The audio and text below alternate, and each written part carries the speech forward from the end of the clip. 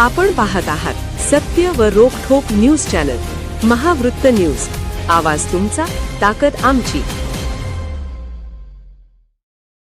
महाराष्ट्र शासनाच्या शाळा बंद धोरणाचा भारतीय दलित महासंघाच्या वतीने निदर्शनात्मक बोंब मारो आक्रोश आंदोलन. राज्य सरकारने 20 पेक्षा कमी पटसंख्या असणाऱ्या शाळा बंद करण्याचा निर्णय घेतलाय. याबाबत 20 फेब्रुवारीला हरकती नोंदणीबद्दल सरकारने परिपत्रक काढले. राज्य शासनाने घेतलेला हा निर्णय खेड्यापाड्यातील वाड्या वस्त्यावरील शाळा बंद करून भांडवलदारांची हित जपणारा आहे. त्यामुळे हा घटनाबाह्य निर्णय तात्काळ मागे घ्यावा, अन्यथा अर्थसंकल्पीय अधिवेशनावर कोल्हापूर ते मुंबई लाँग मार्च काढून विधान भवनाला घेराव घातला जाईल, असा इशारा भारतीय दलित महासंघाच्या वतीने राष्ट्रीय अध्यक्ष श्रीकांत कांबळे यांनी दिला.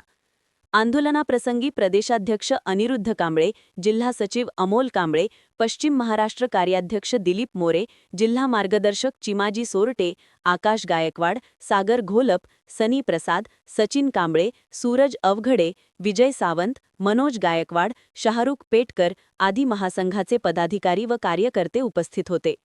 महावृत्त न्यूज मीडियासाठी प्रतिनिधी जगदीश चिरके.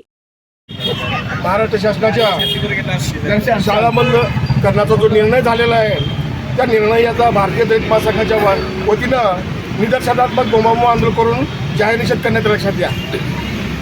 या मनोवादी सरकारचं फार मोठं षडयंत्र आहे, लक्षात घ्या.